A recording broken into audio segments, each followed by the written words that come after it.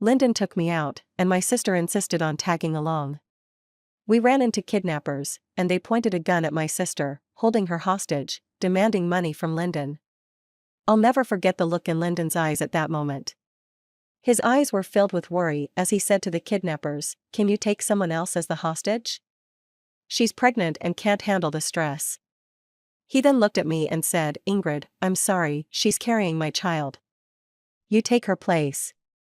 6 months later, I came back from the kidnappers, heavily pregnant. Lyndon lost it. Whose child is that? I thought I knew Lyndon well. We grew up together, after all, and our families had arranged our marriage.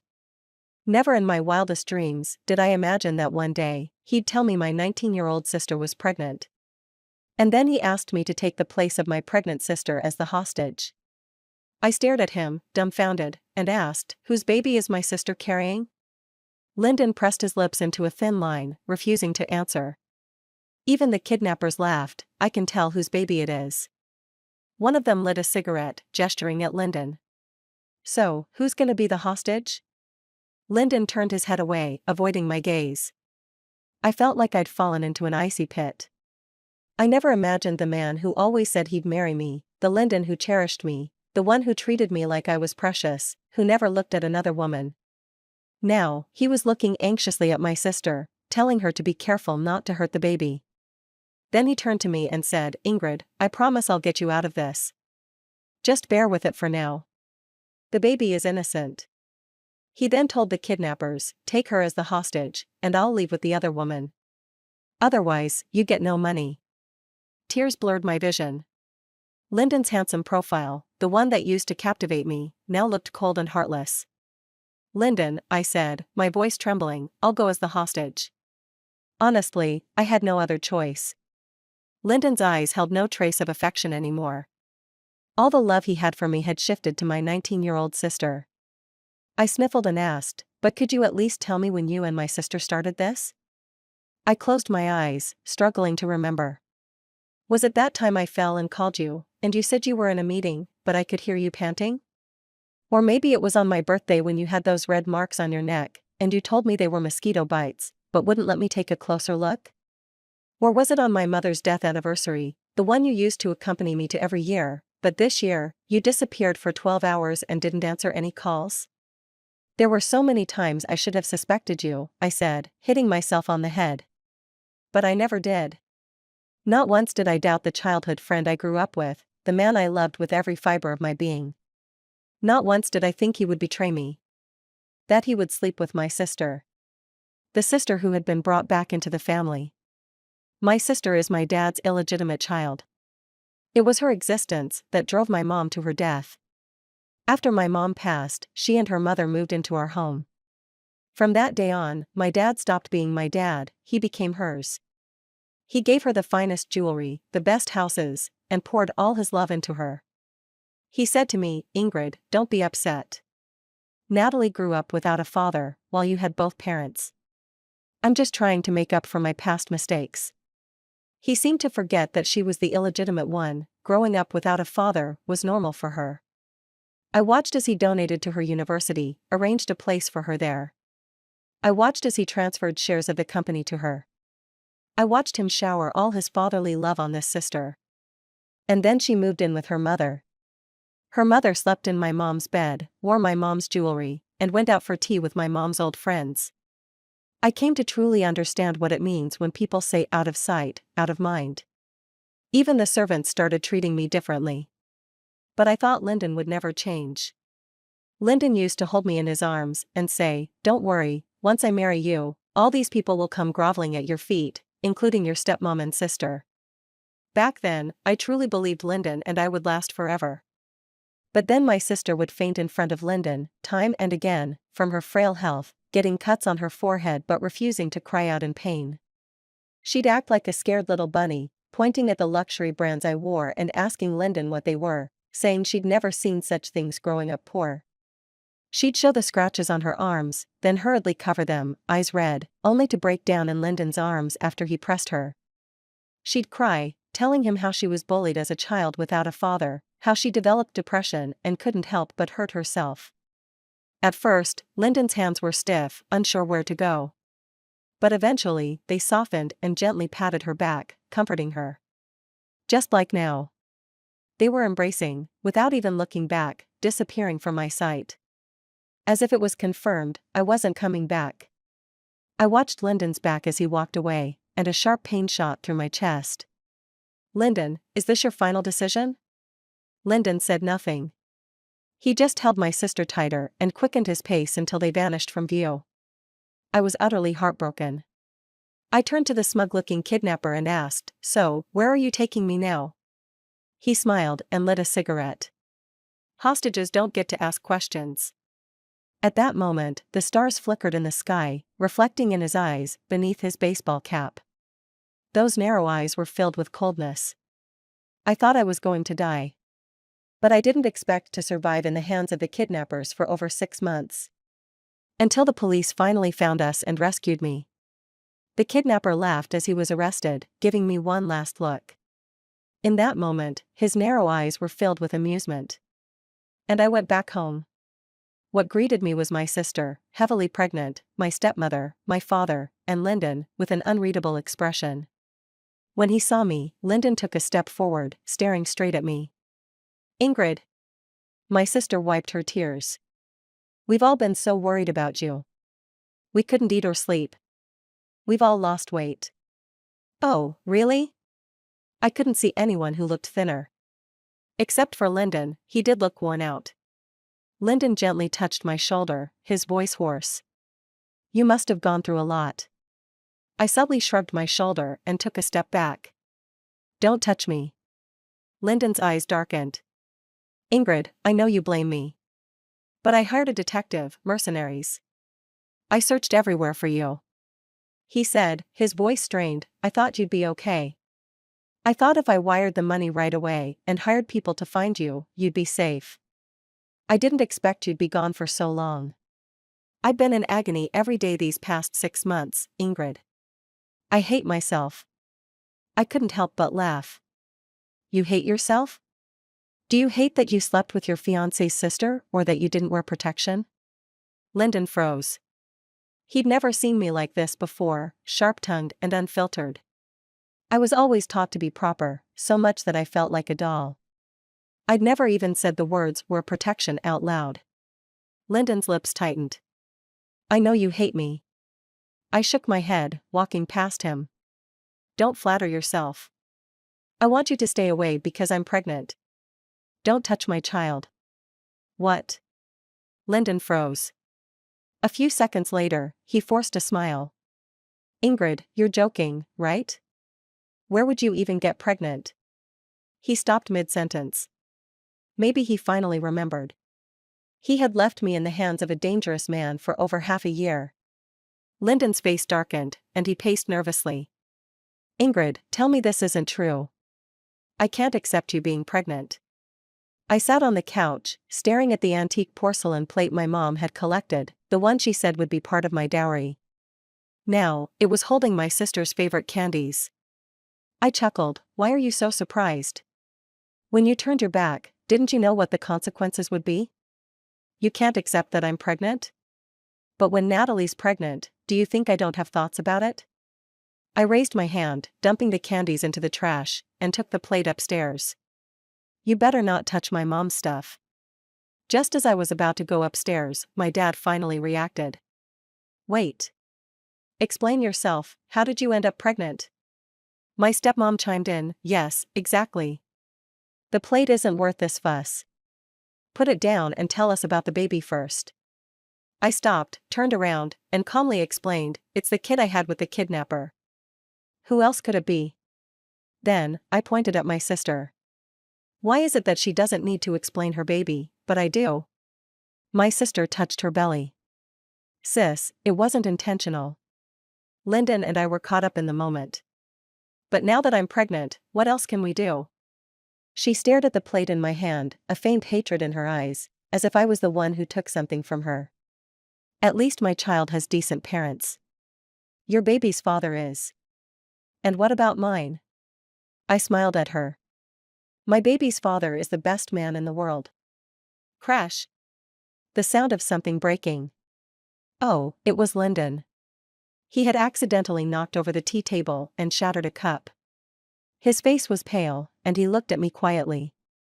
I used to always say Lyndon was the best man in the world. I said it all the time, from when we were kids until now. But it was Lyndon who pushed me into the abyss.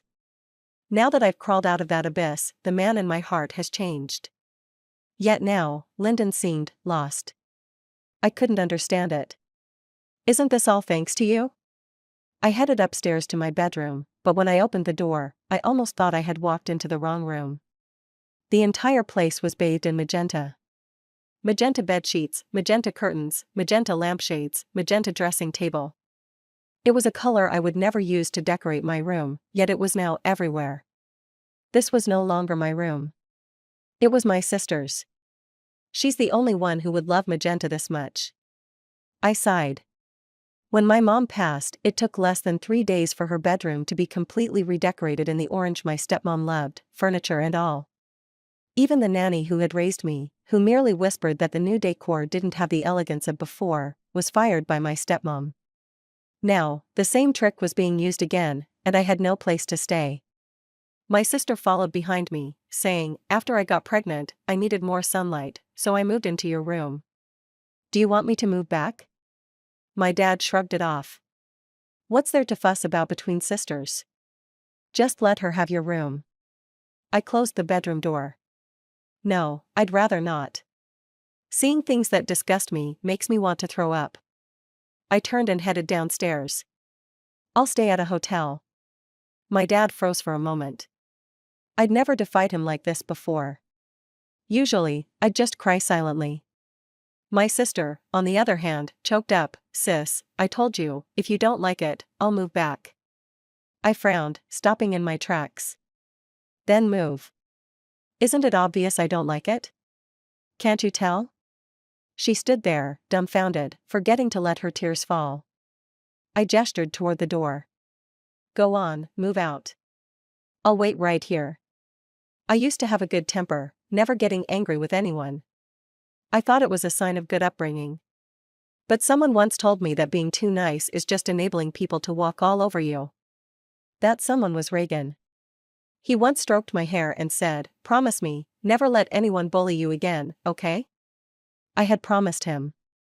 So now, I stood there, arms crossed, in the hallway, watching my sister's tear-filled eyes and listening to her sobs without saying a word. She said she'd give me my room back.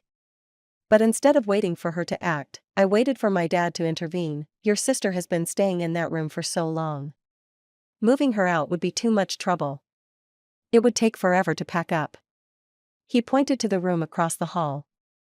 "Just sleep in your sister's old room." I looked where he was pointing, my sister's former room. Above the bed hung a massive picture of her and Lyndon, and on the wall, there was a wedding photo of my dad and stepmom. They expected me to live in that room, surrounded by those pictures day and night. If this were the old me, I'd have gone half mad already. I looked at the man who now seemed like a stranger, my father.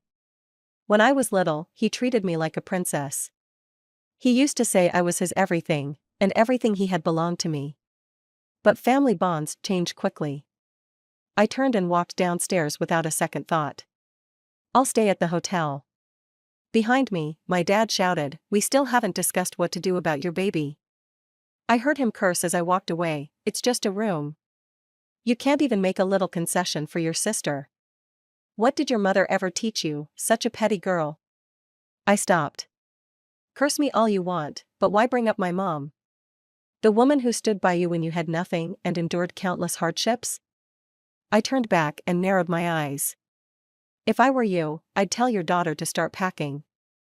By noon tomorrow, she's moving out." Without waiting for a reply, I walked out, ignoring his shouts as I left this house. This place could no longer be called a home. As I walked through the grand front gate, I heard footsteps behind me. Lyndon had followed. He grabbed my arm. "It's just a room. Do you really need to move out over this?" I looked up at him.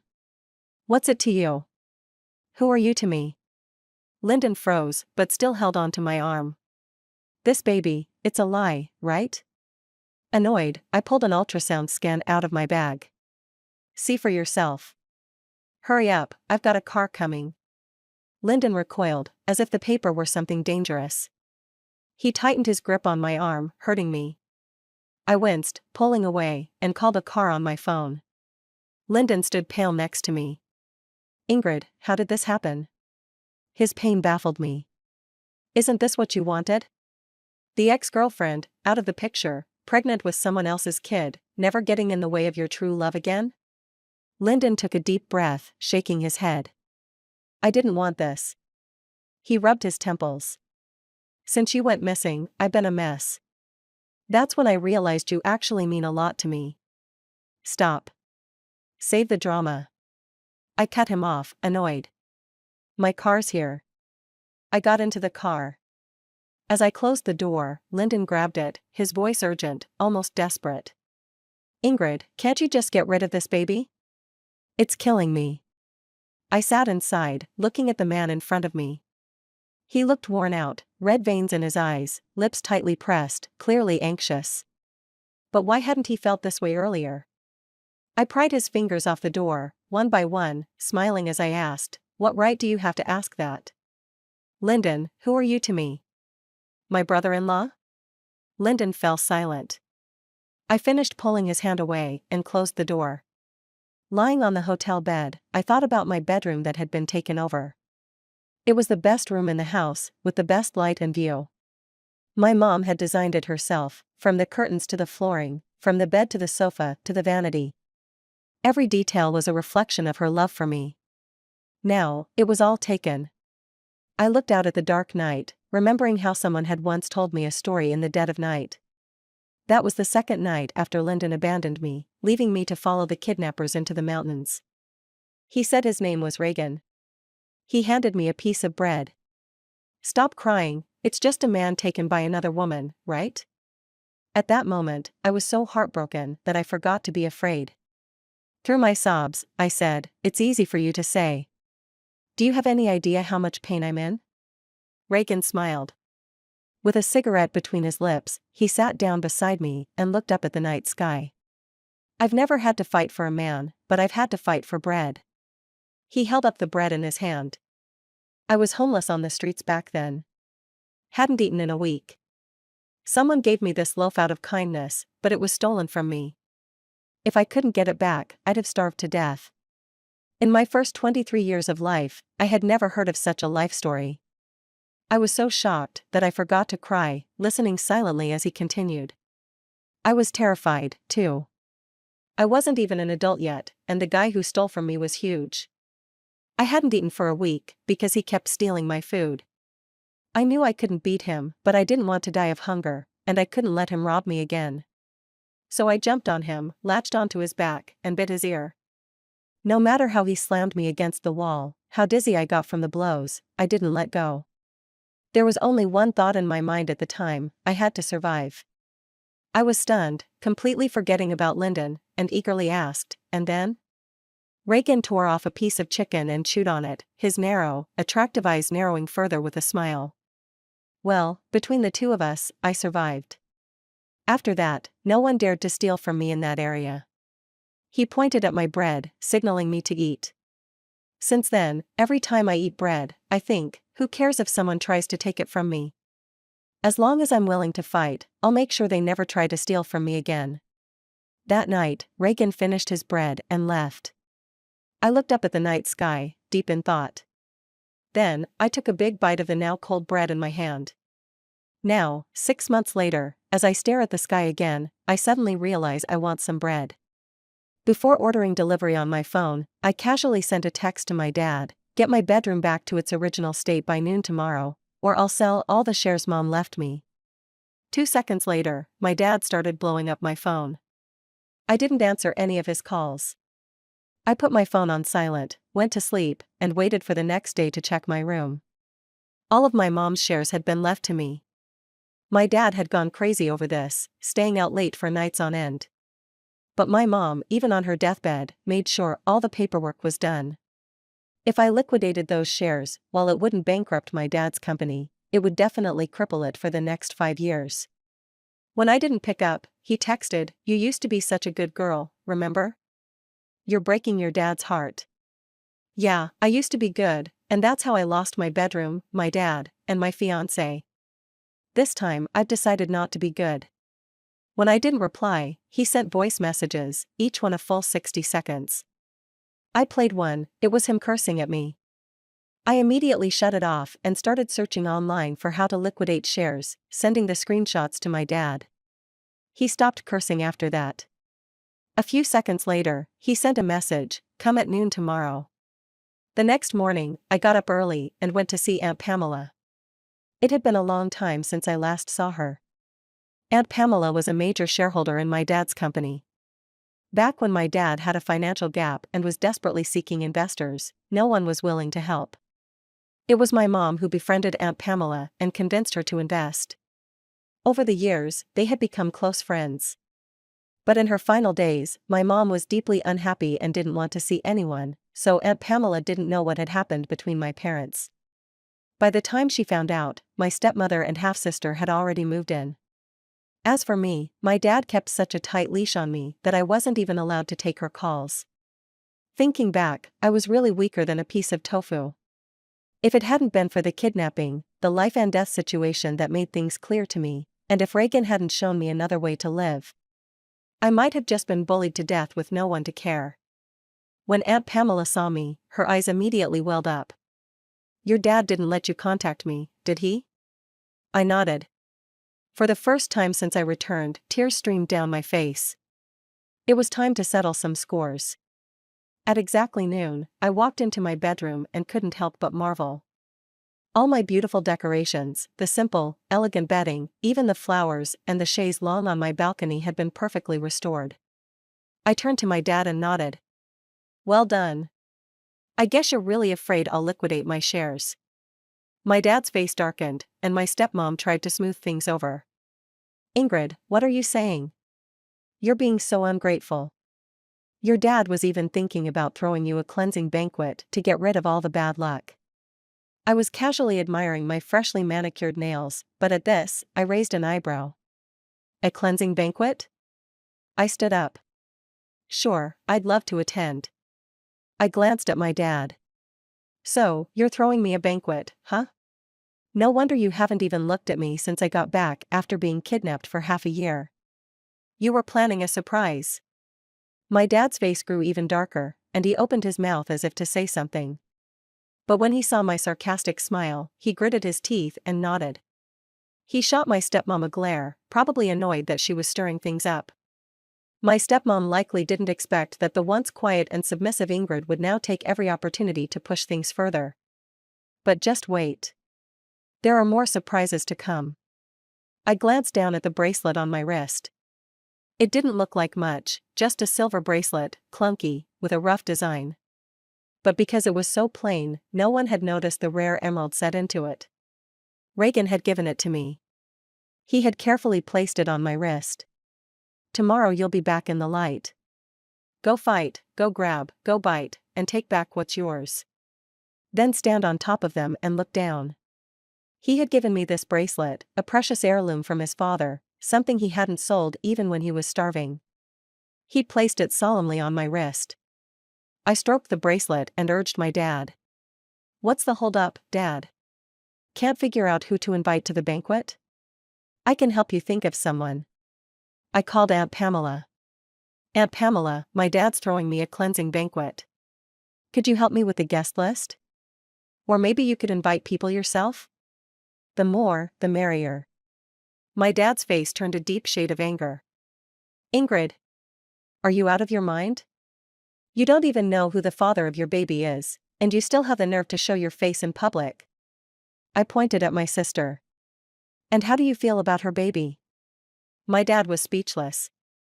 My stepmom jumped in again, trying to smooth things over. "What's done is done. There's no point in holding grudges. Why not just accept the reality and move on? Your sisters, after all." I smiled and nodded. "I never said I wouldn't accept it. Lyndon? I'll gladly gift him to Natalie. I don't want him. But the banquet must happen." My dad glanced at my phone, where the call screen was still open, showing the name of a well-known securities broker in the city, a close friend of Aunt Pamela. He was an expert at handling stock liquidations. My dad clenched his teeth and nodded. Having achieved my goal, I didn't want to stay there any longer. I locked my bedroom and headed downstairs. My sister followed behind, silent but her gaze filled with hatred. But just as we were about to reach the first floor, she suddenly asked, "Sister, you said you don't want Lyndon anymore, that you'll give him to me. Is that true?"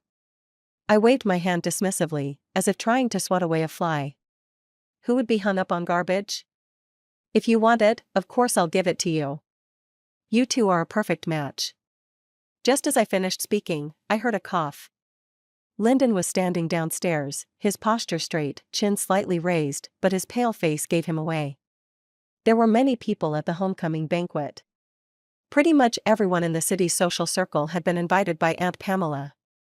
When my dad threw my sister's 19th birthday party, it was the talk of the town. Half the business community came. There were towers of champagne and cake, and on the spot, my dad gifted her a mansion, diamonds, and a car. Now, my homecoming party was even grander. Aunt Pamela had insisted on my dad hiring a party planning team known for their lavish and extravagant style, famous for how much money they could burn. I knew my dad felt the pain of every penny spent. When it came to spending on my sister, he never batted an eye. But when it came to me, he was stingy. Still, I held on to my shares, and I got him to give me a wardrobe budget. Top-tier couture dresses and jewelry were all set up. On the day of the party, I wore a golden fishtail gown, paired with a necklace and earrings of the finest sapphires. My hair was styled in vintage waves, and my lips painted a striking red. As soon as I stepped out in high heels, the room went silent for a moment. Then, low murmurs filled the room. Is the older daughter of their family really that beautiful? Why do they always praise the younger daughter and never mention the older one? The younger daughter's a classic beauty, but the older one, now that's stunning. I bet on the older one. I walked gracefully through the whispers, stopping in front of Lyndon.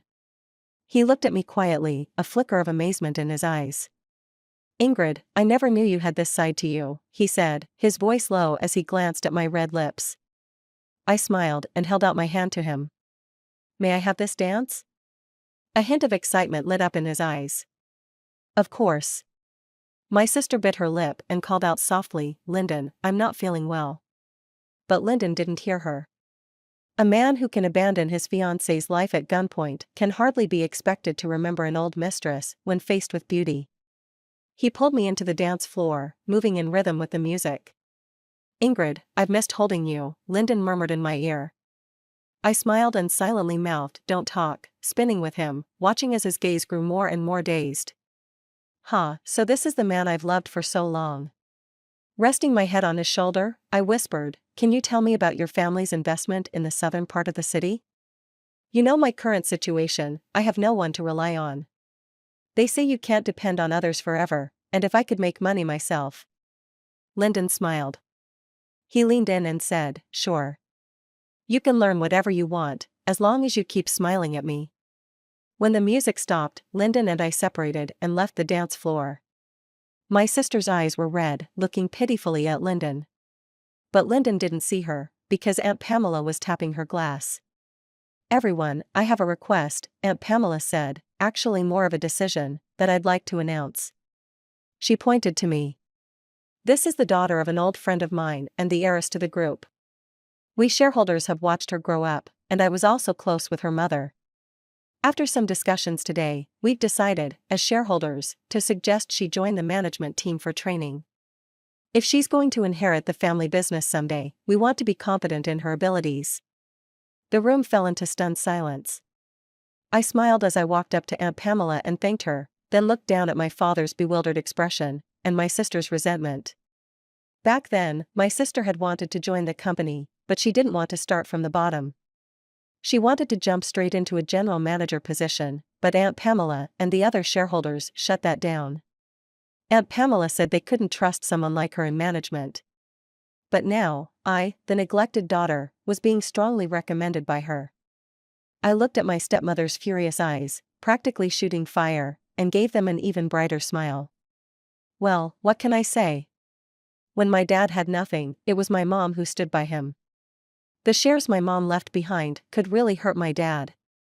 And the people my mom helped him network with, they had the power to intimidate him. It's just a shame that, like me, my mom never thought to use the resources she had. Soft music played in the banquet hall, and in the midst of my father's anger, I laughed freely, danced, and socialized, doing things the old, introverted Ingrid would never do. I became the most dazzling presence of the night, keeping Lyndon's gaze locked on me. My sister was shaking with rage, tearfully complaining to my dad. But Aunt Pamela had a brief conversation with him, and after a moment, he sighed and nodded, gently pushing my sister aside. Across the dance floor, I watched the commotion.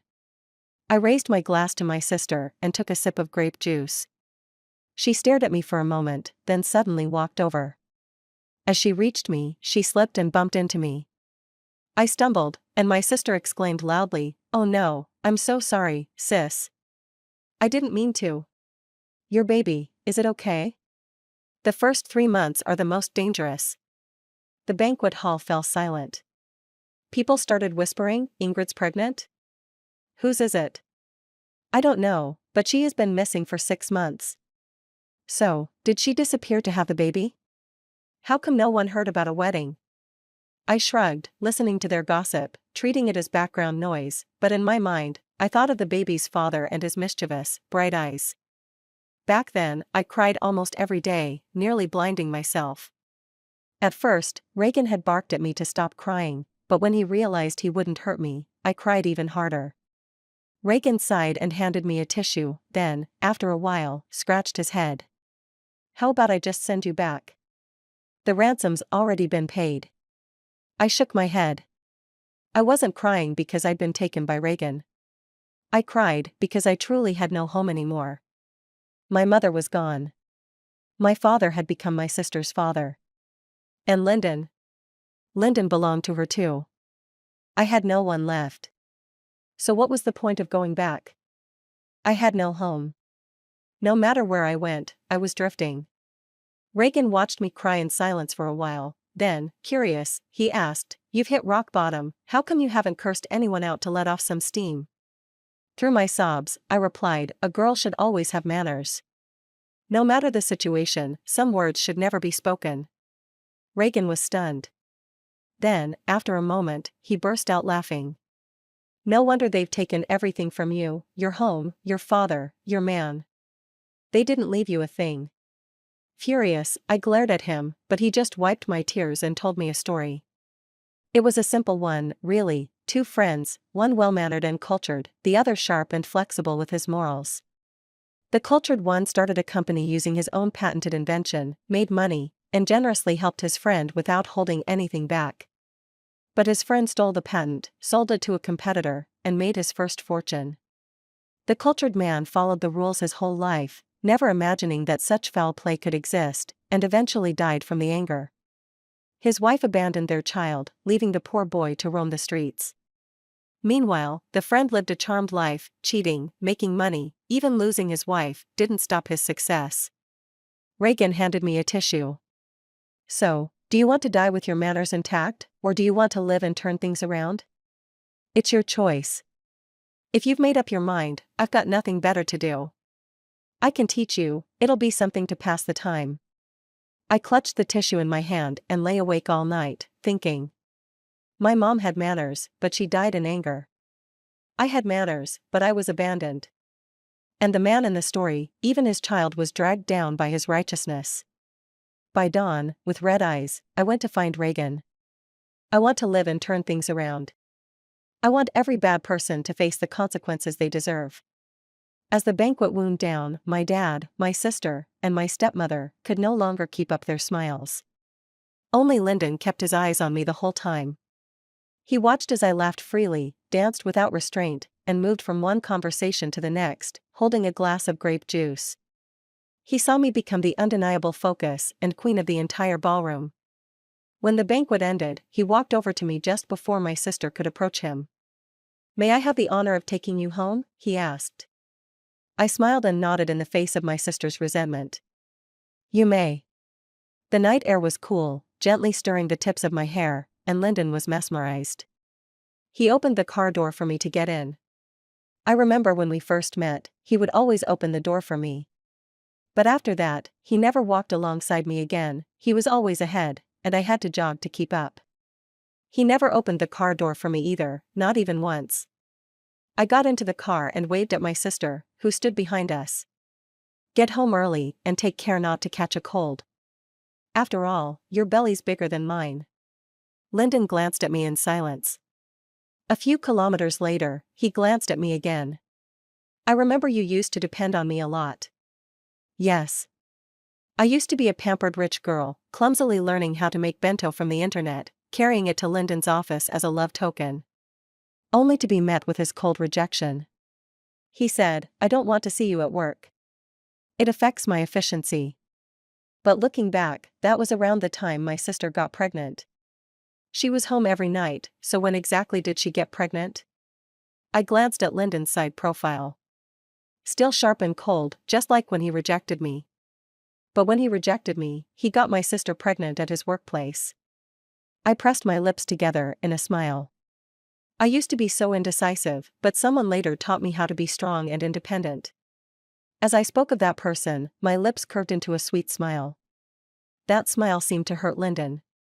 He slammed on the brakes and stopped the car, staring at me in the dim light of the street lamps. "That man, wasn't he a criminal? Why are you smiling so happily when you talk about him?" Under the yellowish glow, he looked at me and sighed. "Are you trying to make me jealous? If so, you've succeeded." "No," I interrupted him. My smile grew even sweeter. "He's the best man in the world. You'll never understand." In the car window's reflection, I could see my own face, my eyes curving with light, and my red lips moving as I spoke the sweetest words, each one like a knife stabbing into Lyndon. "I love him. Very, very much." A suffocating silence filled the car. You could hear a pin drop. Lyndon's eyes were filled with deep pain. "Don't say that, Ingrid, I'm begging you." He rubbed his temples.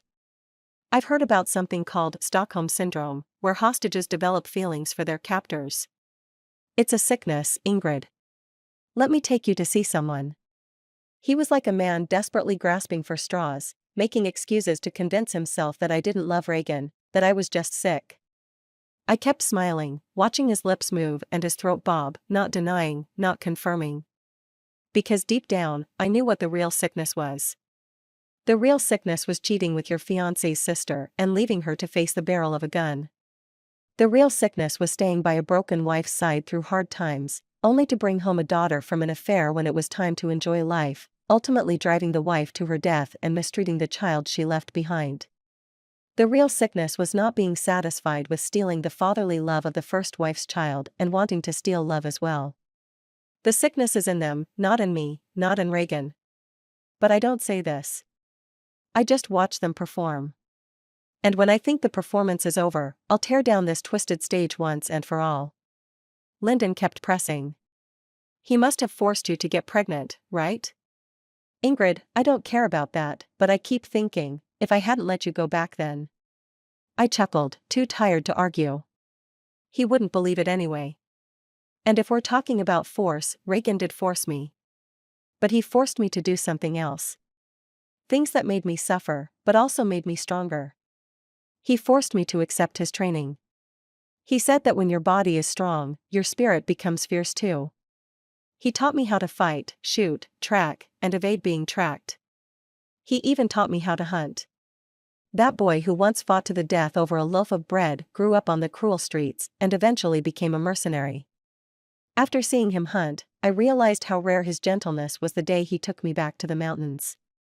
When Reagan hunts, he's the most ruthless creature at the top of the food chain. Watching the coldness in his eyes, seeing him battle wild animals, and training with him, I suddenly realized that all the things I had cried over before weren't really that big of a deal. They weren't even worth my tears. So I swore to myself I would never shed another tear again, never let myself be weak again. But in the last month before Reagan and I separated, I still cried. I dreamed of my mother. She smiled at me and said she was finally at peace and could leave now. No matter how I called out to her, she never looked back. I woke up, sobbing, and threw myself into Reagan's arms when he came running to check on me. His body stiffened for a moment before he held me close, softly humming a lullaby to comfort me. That was the night I conceived his child. A child I was more than willing to carry. I joined my father's company. I chose a project in collaboration with Lyndon's company to follow up on. My father didn't like it, my stepmother and sister liked it even less. But Lyndon didn't mind. He specifically requested that I handle it, so my father had no choice but to swallow his objections. He talked to me privately. "Daughter, I know you've been through a lot, kidnapping, pregnancy. You've been shaken, but deep down, you're still the same good girl, right? Don't upset your sister, she's about to give birth." I smiled, stood up, and whispered in my father's ear, "No. People change. The quieter a person is, the more determined and irreversible they become when they finally decide to act. That's why people say you should never provoke the quiet ones." But my father didn't understand that. Lyndon and I frequently worked together, often holding meetings late into the night. My sister used to be so understanding, always playing the innocent, good girl role. But as Lyndon and I held more meetings, as we started having dinner and coffee together, as he even drove me to the hospital for something as minor as a cold, my sister snapped. She confronted Lyndon in a huge argument, and from what I heard, he kicked her out of his office. My sister asked me coldly, "Are you satisfied now?" I whistled while reviewing my documents. "We're just getting started, my dear sister. What goes around comes around." She sneered. "Don't forget, I'm carrying Lyndon's baby. All you've got in your belly is some bastard child."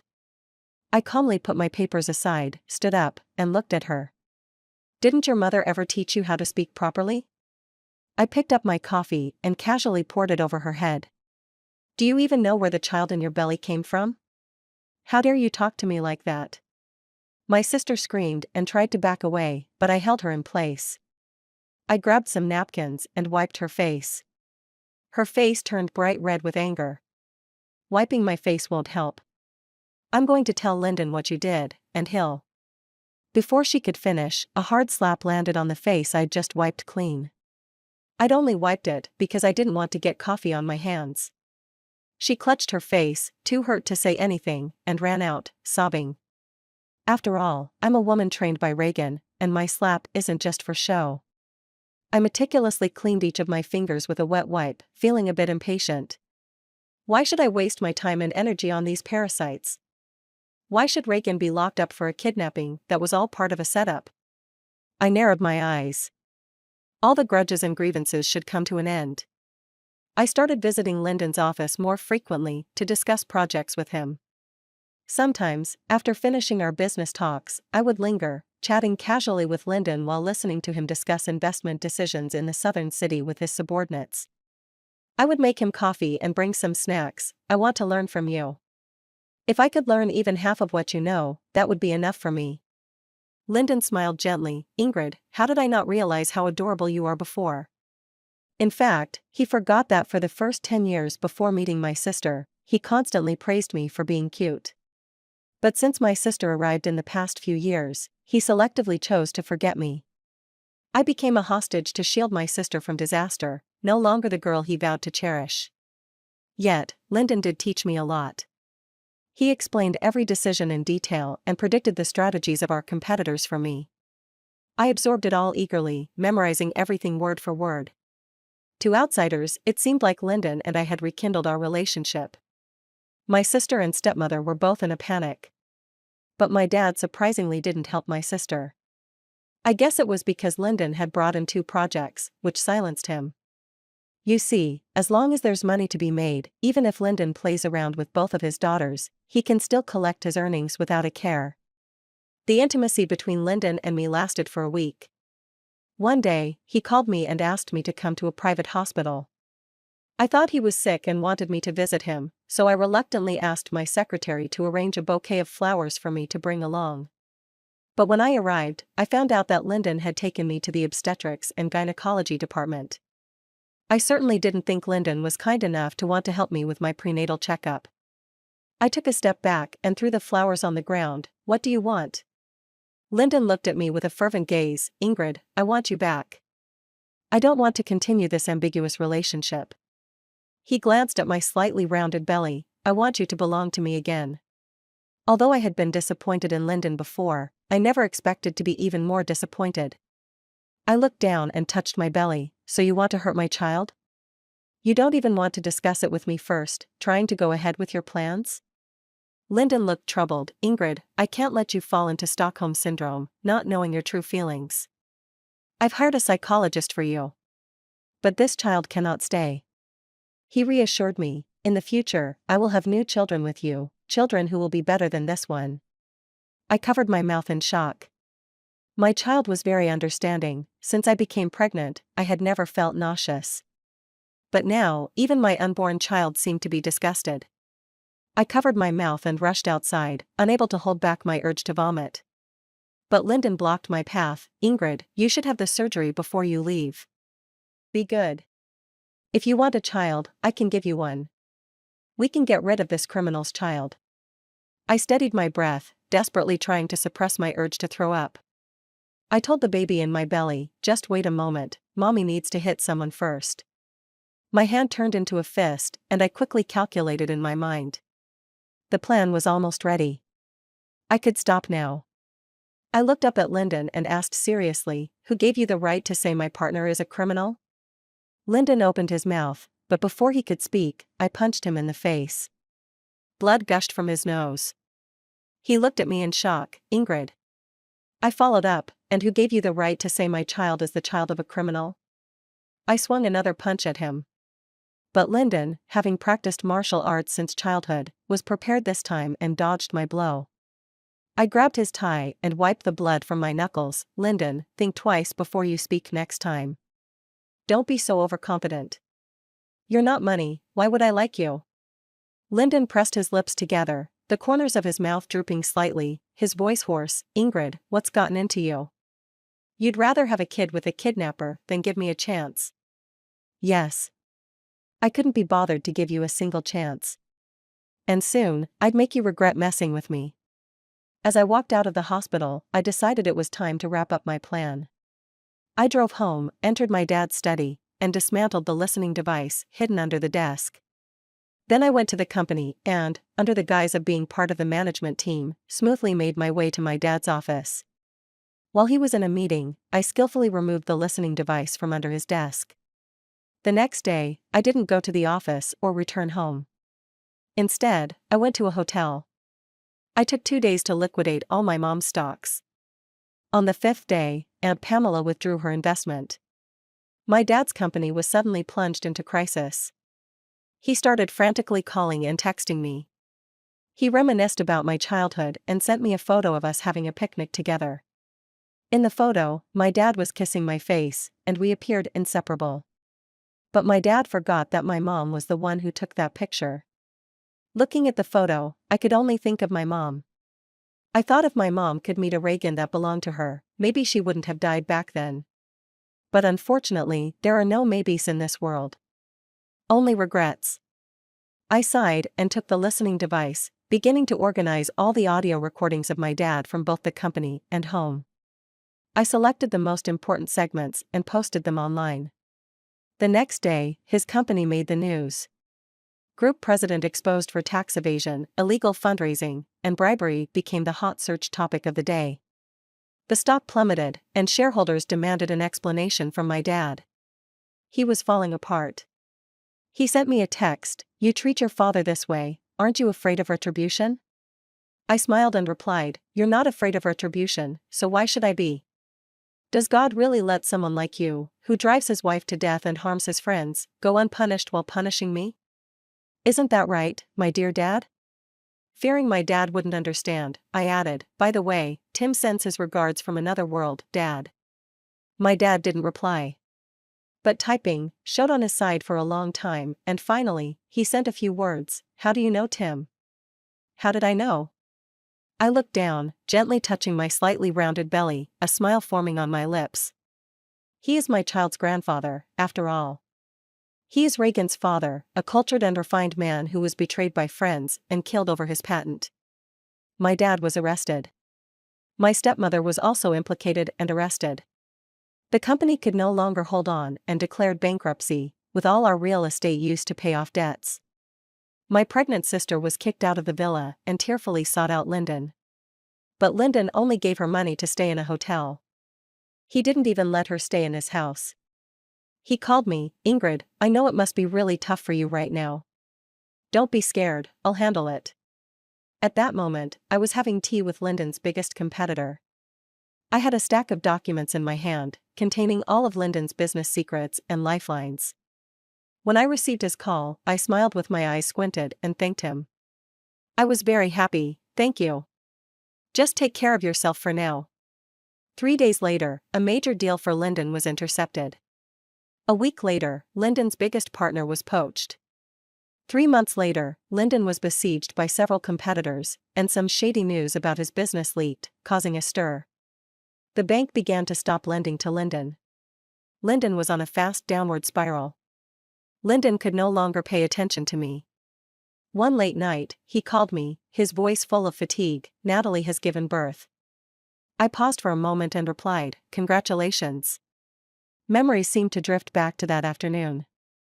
The afternoon when Lyndon announced to me that Natalie was pregnant and wanted me to be the hostage. But the pain from back then was gone, replaced by a sense of luck. I was lucky to have been a hostage for Natalie, and Natalie had given Lyndon a child for me. I was lucky that my child belonged to Reagan. Lyndon seemed to be smoking. I heard the sound of him exhaling smoke. "I've figured it out, Ingrid," he said. "The only person capable of bugging both your home and your father's company, and ruthless enough to go after him, is you. And every single business secret leaked from my company was something you overheard. All of this was your plan." I sipped my tea and smiled, replying playfully, "So what?" Lyndon didn't say a word. His breathing was tense. After a moment, he coughed, and then with a bitter smile, asked, "Ingrid, if I keep the child and let Natalie go, would you come back?" Even though I was long desensitized to him, his words still made me feel disgusted. "Are you seriously considering keeping the child and ditching the mother?" Lyndon's voice trembled. "Ingrid, whether you believe it or not, even knowing what you've done, I still want you. I regret it. I regret getting Natalie pregnant, and I regret sending you as a hostage and letting that man take you." His voice grew low, filled with frustration and regret. "Now that your dad and stepmom have been arrested, and my company's on the brink of collapse, Ingrid, you must be satisfied by now. I'll make Natalie leave, and we can start over. Isn't that enough to make up for everything?" I swallowed the tea in my mouth and gazed out the window at the city lights. Just one more year until Reagan gets out. Then, Reagan and I will have a home here, with a warm light of our own in this city. Feeling hopeful about the future, my mood lightened. I smiled and said to Lyndon, word by word, "But Mr. Lyndon, you're not even worthy to shine my lover's shoes. You belong with someone like Natalie." I hung up the phone and stood by the window, taking a long, deep breath. All the grudges end here. From now on, my life is with Reagan. A year later, 2 major things happened. My daughter was born, and Reagan was released from prison. When my daughter was born, Lyndon got the news. After my family villa was auctioned, I bought it back and had it redesigned in the style my mother originally envisioned. Now, it's home for me and my daughter. As I was holding my daughter and getting out of the car, I saw Lyndon's car parked nearby. His company had taken a huge hit, and now he was starting over from scratch. He was no longer the powerful man he once was, and he looked much more haggard.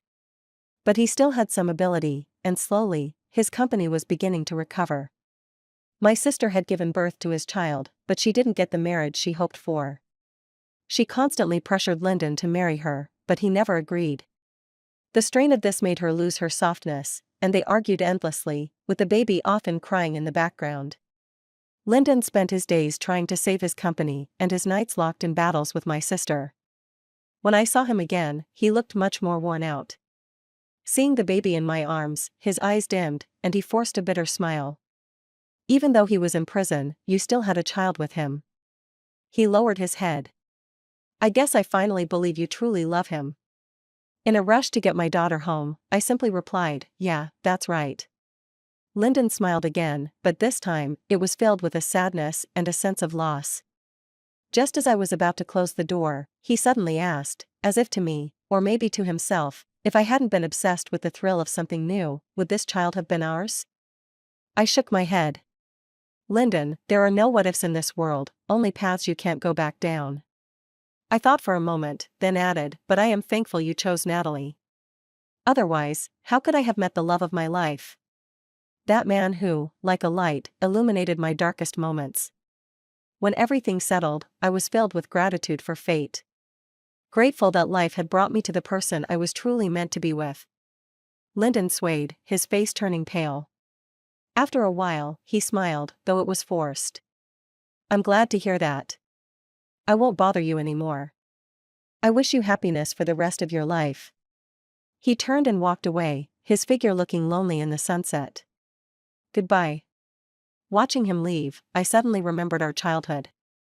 A little Lyndon once raised his hand and made a promise to a little me. I, Lyndon, will always be good to Ingrid. If I don't, let me be lonely for the rest of my life. Who could have known back then that promises were just a kind of joke? I sighed, cradling my daughter as I went back home. My dad and stepmother were sentenced to prison, and my sister and Lyndon had grown to resent each other. All the past grudges had finally come to an end. Next month, Reagan would be released. 1 month later, I took my daughter to pick up Reagan. Reagan held our daughter in his arms, gave me a wink, as if he was about to smile. But in the next second, he suddenly burst into tears, crying uncontrollably as he hugged us tightly. I hugged him back, my tears soaking into his shoulder. Now, I finally had a home again. Reagan's side story. My name is Reagan, and I grew up on the streets. People always said I was ruthless, but they don't know that if I hadn't been, I would have died at 9, during a standoff over a piece of bread. Being ruthless made me the king of the streets. Being ruthless helped me survive countless near-death situations in my mercenary life. And being ruthless turned me from a lone mercenary into one of the top leaders of a mercenary group. At 26, I finally made it, standing firm in this world. I watched the news, looking at the man who caused my father's death, now a respected CEO. It was time for me to go back and get my revenge. When I returned, I met up with an old friend from the streets. He hadn't made it out and was still doing shady jobs. Recently, he took on a strange gig, posing as a kidnapper for some rich girl. Apparently, this girl seduced her brother-in-law and got pregnant, but the guy refused to go public. So, she came up with this plan to test his feelings. I looked at the name of the client and raised an eyebrow. Well, this should be fun. It was the daughter of my enemy. I grabbed a toy gun, it was all I needed for a group who'd never seen real combat. I watched coldly as the rich man stood between his 2 pampered daughters, looking at the cheating man caught in the middle. It was amusing. While they were playing games, I had been fighting for my life. The stark contrast in our fates was thanks to their ungrateful father. I felt no sympathy for any of them. Especially that man, engaged to the sister but sleeping with the younger one, and to protect his unborn child, he pushed his fiancé into harm's way. But the older sister was still clueless. Even now, she was asking whose child it was. I couldn't help but laugh, chiming in, even I can see who the father is. She froze, her eyes dark and full of pain. As she watched him walk away with her sister, the light in her eyes dimmed. The sunset's dying rays reflected her despair. In that moment, I felt my heart skip a beat. I remembered when my father died and my mother left me, standing alone in the sunset, consumed by despair but biting my lip to keep from trembling.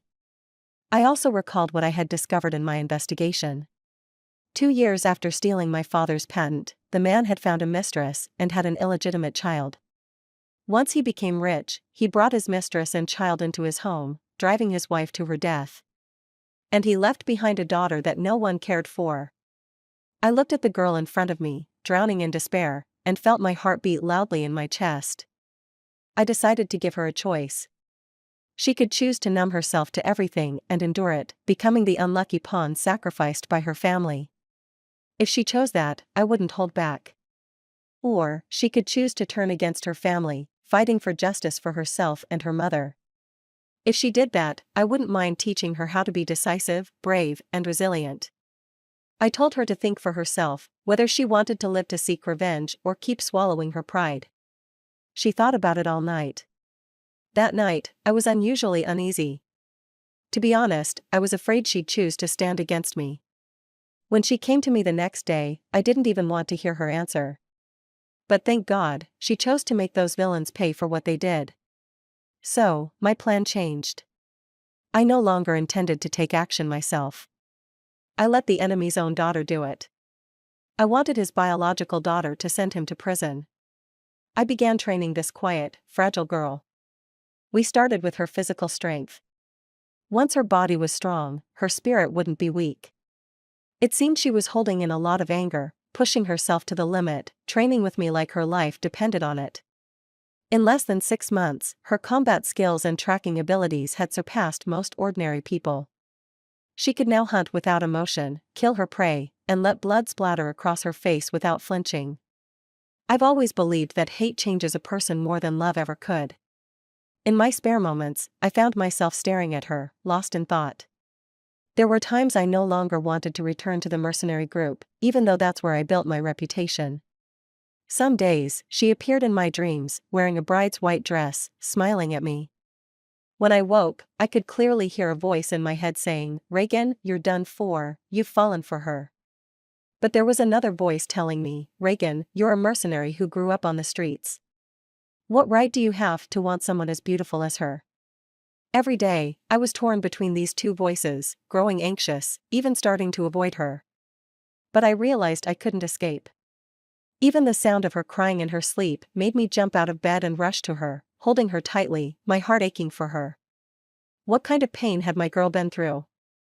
When she woke up in my arms, her tear-filled eyes stared straight at me, filled with trust and an unspoken emotion that pierced through my heart. I can't say who made the first move, but we kissed each other at the same time. From that day on, I had a home. I had someone to love. I started thinking about how I could stay by my girl's side in a way that was open and honest. I wrapped up my business over there and transferred a decent sum of money back home. Then I turned myself in. I hadn't hurt anyone during the kidnapping, and we returned the ransom to Lyndon. Ingrid insisted it had just been a prank that we planned together. The lawyer I hired was good, and in the end, I was sentenced to just 1 year. After a year, I would be able to walk in the sunlight, hand in hand with my girl for the rest of our lives. During that year, I let her go and take her revenge. Still, I had 2 of my men secretly protect her. But to my pride, she never needed their help. On her own, she avenged everything. The year passed quickly, and on the day I was released, Ingrid stood waiting for me at the prison gates. She was wearing a simple sky blue dress, her face bare, her long hair falling over her shoulders. In her arms, she held a baby with big, bright eyes staring curiously at me. When she saw me, Ingrid handed the baby to me and said, "Your daughter." It's hard to describe what I felt at that moment. I was only in my 20s, but I'd been rolling through blood and war for over a decade, with my life hanging by a thread every day. I never dared to dream of having a family.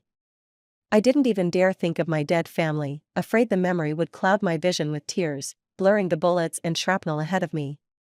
But that day, under the blue sky, white clouds, and warm sunshine, the girl I loved held our daughter, smiling at me like all the suffering we'd been through was just a dream. When the dream ended, all that remained was peace and sweetness. I'd shed blood before, but I had never shed tears. Yet at that moment, my tears fell onto my daughter's face. With one arm around Ingrid and the other holding my daughter, I walked toward the sunlight that belonged to us. After all the twists and turns, life had finally given me something sweet, hadn't it? The end.